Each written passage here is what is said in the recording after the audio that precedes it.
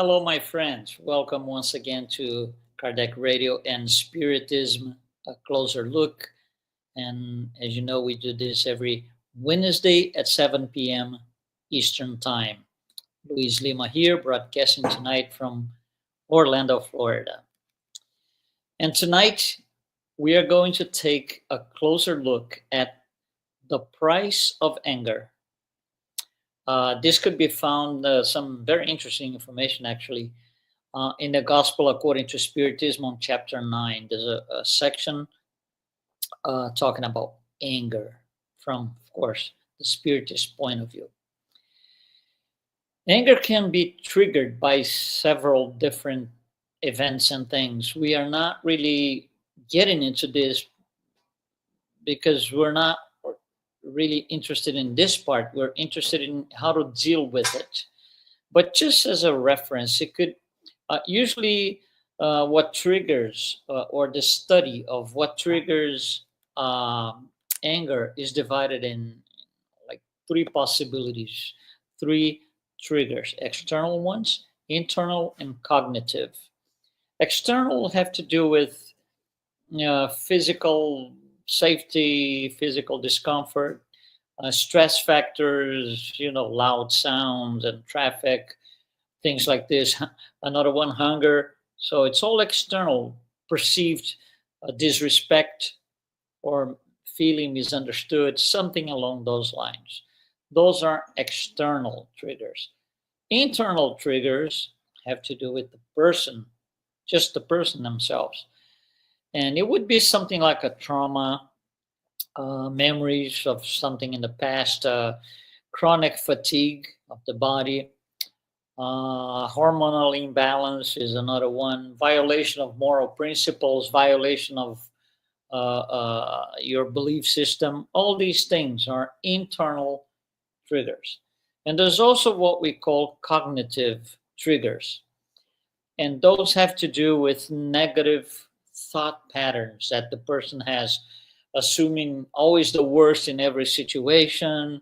Person usually and very, very constantly actually misreads someone's intention, self criticism. Those are all cognitive triggers. That's just, a short list of things that trigger anger. So, what uh, the problem is, we carry anger along with us across time.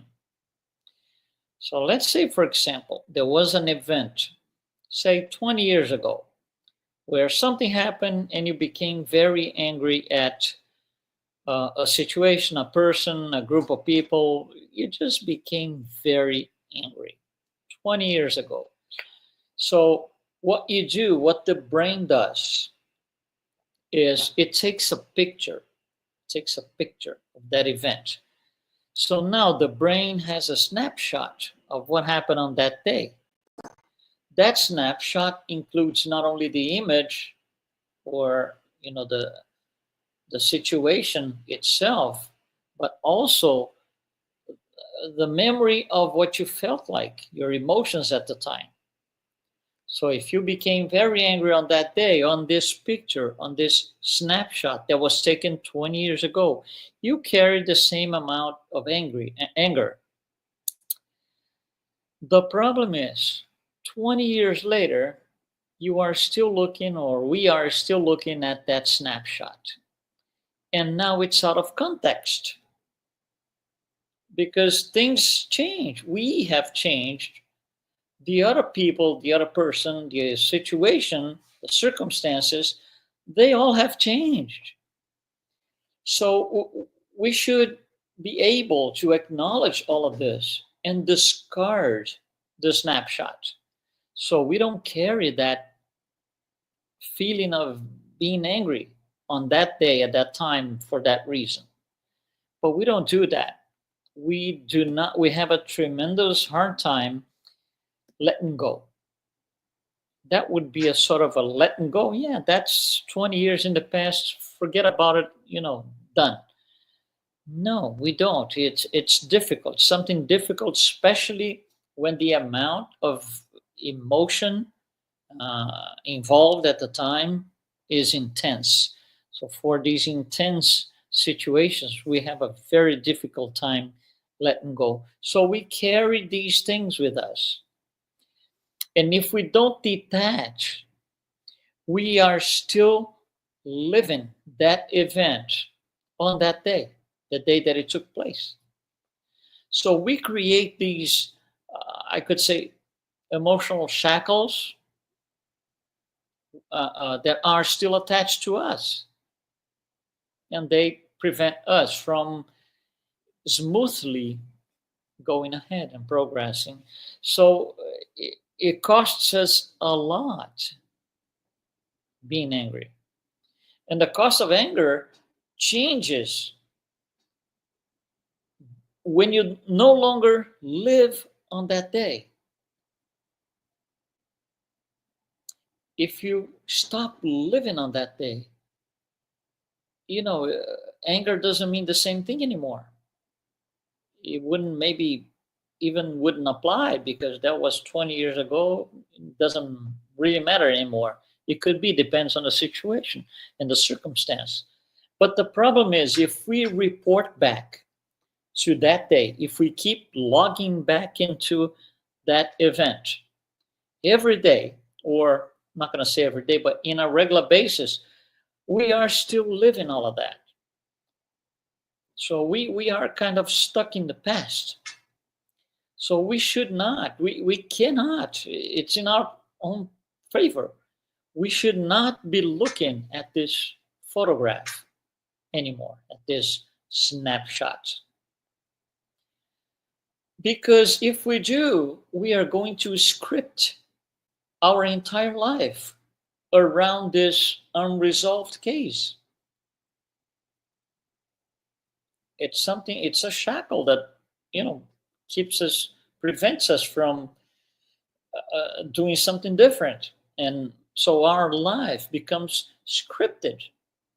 It's the same thing every day or every week or every couple of weeks, depends on how often I go back and I report back to that day. So we are free to deliver our own future.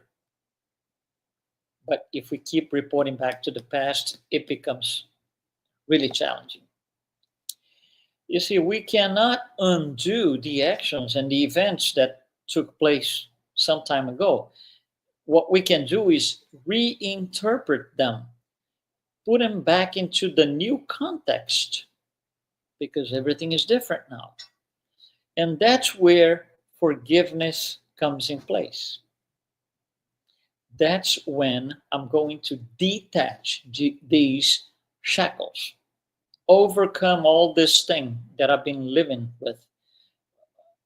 It's free will. I might not want to do it, but we should. We cannot go back and change, but we can reinterpret. Oh, yeah, that was done because of this and this and this. It really doesn't apply anymore because things are different. So being angry is basically, being angry all the time is basically a cry for help. You're stuck and you can't get out of something. It's like you fell into a hole in the street or something, and you're asking for help because you can't come up by yourself. It's the same thing. We keep going back to the past and reporting back to that day, to that event, whatever it was. And it costs us a lot. We pay a very high price for this thing. How do we deal with these circumstances, situations like this? In the Gospel according to Spiritism, there's a very interesting message brought by Spirit Lacordaire. He says, suffer well. He says, you should suffer well. What is exactly suffer well? Well, I don't want to suffer. Well, what it means is you have to suffer because some wrongdoing was or took place in the past. So you're going to have to offset one way or another.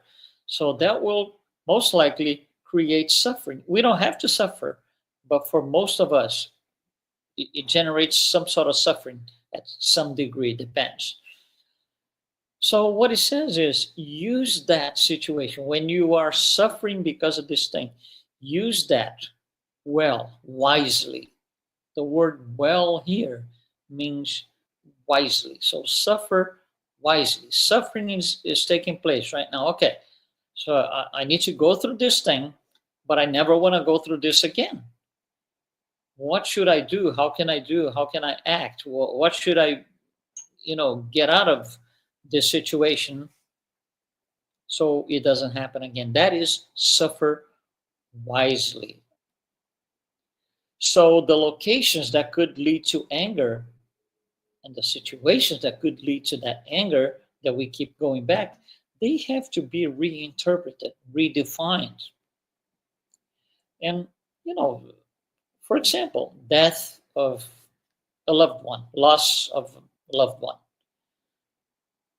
We can reinterpret that differently than the usual. Instead of course, I'm not saying we're not going to have, we're not going to be happy about it. Of course, there's suffering in there.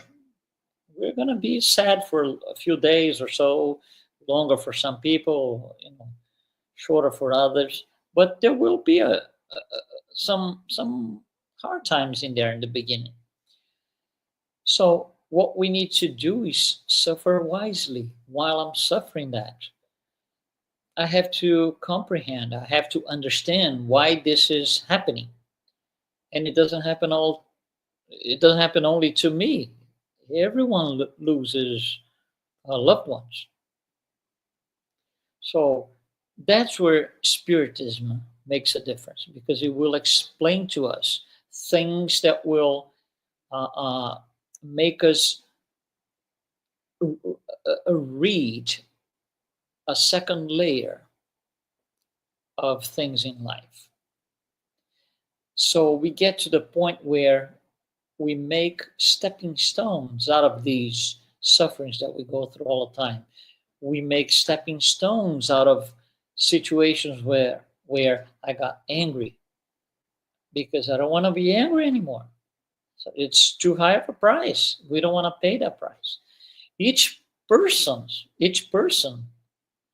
suffers what he or she thinks they deserve. It's free will. So I suffer while I want to suffer. When I don't want to suffer anymore, that's it, done. There is no divine decree or anything like this that stops me from suffering. So we create our life based on things that we look into the past and we have these bad feelings about it. So we suffer all the time. So life, basically, we could say, on a second level, we could say that life is the context that we create to become a better version of ourselves. I want to be a better version of myself. Yes. I want to leave this life better than when I came in, and so on. And so does everyone. So all of us, we should live up to what we can be instead of living up to what we are.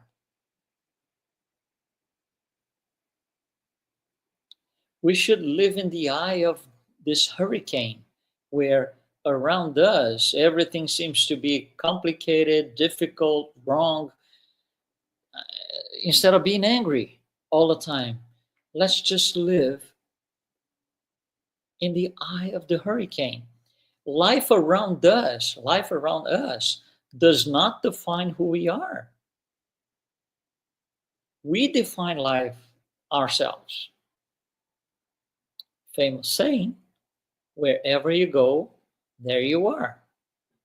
In the words of Allan Kardec, we take our hell or heaven with us wherever we go. It's all on us. So we should leave anger behind. Being angry causes crisis and bursts. And one of the things that this, as a consequence, it blurs the intellect. It shadows reasoning. So at the peak of being angry, we're not thinking, we're not reasonable people anymore. And the worst is angry or anger greatly affects our health. It will create diseases, illnesses, symptoms. Anger doesn't give meaning to life. Anger is always in the past. There is no anger in the future. For example, if you say something like this, I'm going to be angry at Joe tomorrow at the party. It doesn't make sense because Joe might not even go to the party. So you can't be angry on something that never happened. You might be thinking that this is a future reference, but no, you're referring to Joe because something happened between you and Joe, happened past between you and Joe, and you carried the shackle. So your prediction is, oh, this is going to happen again. Anger is always in the past, always. And anger is almost always related to wounded pride. Pride feeds anger.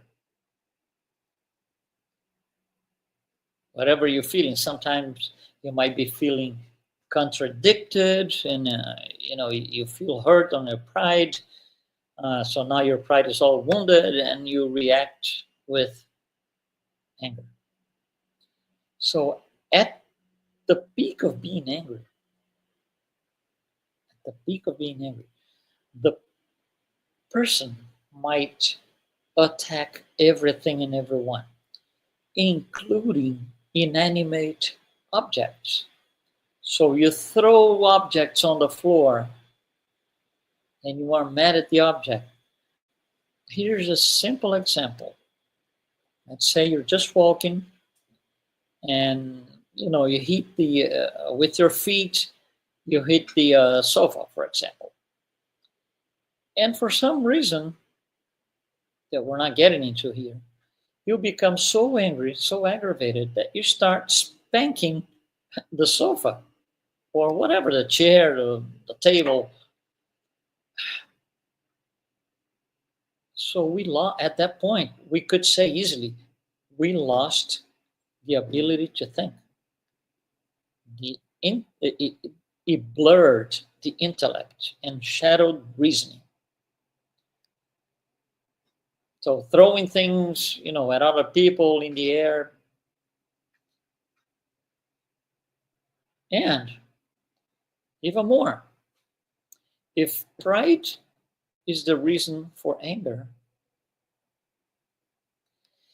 it will be a lot worse having to deal with the aftermath. Because you were angry for some reason, and because of that reason, you became even more angry than what you were. And now it's gone, it passed, you're back to, being in control of your intellect, your emotions, your reasoning, and that's the aftermath. And now we're going to have to face everyone, see everybody. And if the problem is wounded pride, where's your pride stand now? Isn't it going to be a lot worse? So this whole thing generates a progressive cycle that could be increased intensely as you go along. Being angry, generating pride, because of pride that makes you even more angry, and so on and so on and so on and so on. To a point where people can look at those who are extremely angry, totally lost, and they become an object of pity because nobody around them can do anything. They are, the intellect is not there, reason is not there. So what can you do? You have to wait for the person to, quotes, please come back. That's the only thing you can do. So this person, while the whole ordeal is taking place, it becomes an object of pity. Maybe later on you're going to be able to help and do something, but while the event is taking place, we can't do anything. Anger makes the angry person the primary victim of the situation. So a person might get angry because somebody else is doing something, but the somebody else is not the victim. The primary victim is the person, it's himself, herself. So I said, this is a cry for help. And it's a cry for help because there's a point where these people, they're not able to ask for help due to their pride. So the way for asking for help is to do this, to be angry, throwing things at people and so on and so on and so on. It's a desperate cry for help. And also, by being this way, they make everybody around them unhappy. They produce a turmoil in the psychosphere of the environment. So they will blame it on their temperament, their body, their hormones, or whatever, and ultimately God, when it's not. It's not what it is. But they do that. They blame it on anybody else or anything else. I like one saying that is in this chapter 9 that I referred in the beginning, Gospel According to Spiritism. It's a message received mediumistically by a protector spirit. And this is what this spirit says. I'm going to read it to you, so I don't put my 10 cents on it. I'm going to read it so you get it as is. Quotes, anger does not exclude certain qualities of the heart, but it keeps one person, it keeps one from practicing much good and can lead to practicing much evil. End quote. So the person, when it's really angry, at the peak of being angry during an event, they will practice evil, much evil, instead of practicing much good. And that's not good. There are consequences. Practicing doing evil, performing evil, at one point, it's a wrongdoing, of course, so at one point, it's going to have to be offset. There will be consequences. And also, on this chapter, there's a message by another spirit, Spirit Hanman. Hanman is the father of homeopathy. So he delivers this message, which I'm just going to summarize really quick. And it's also on this chapter 9 of the Gospel According to Spiritism. He says more or less like this. There is always room for improvement, moral improvement. Otherwise, there wouldn't be such a thing such as law of progress. So the law of progress ties into the ability to improve. Otherwise, it makes no sense. So there's always room for improvement.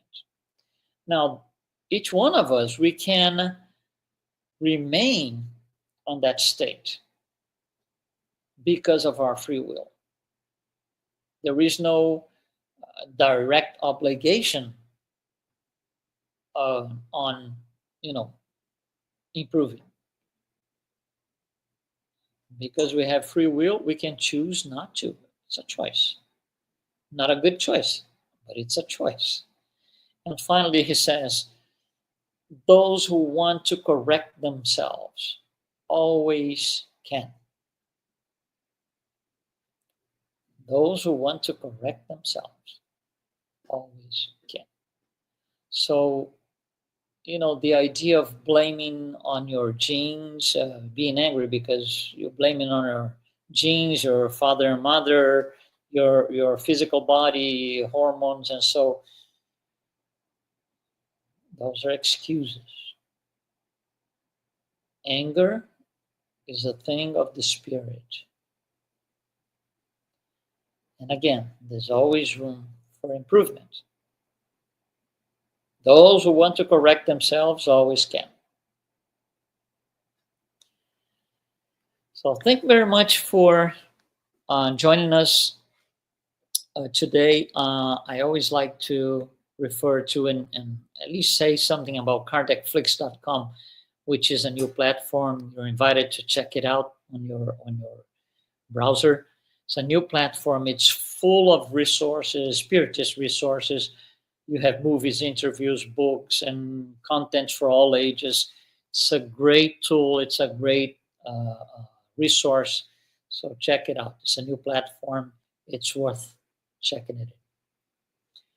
Thank you very much for joining us today. And again, we do Spiritism, a closer look right here on Kardec Radio every Wednesday at 7 p.m. So we'll see you next time. Be well.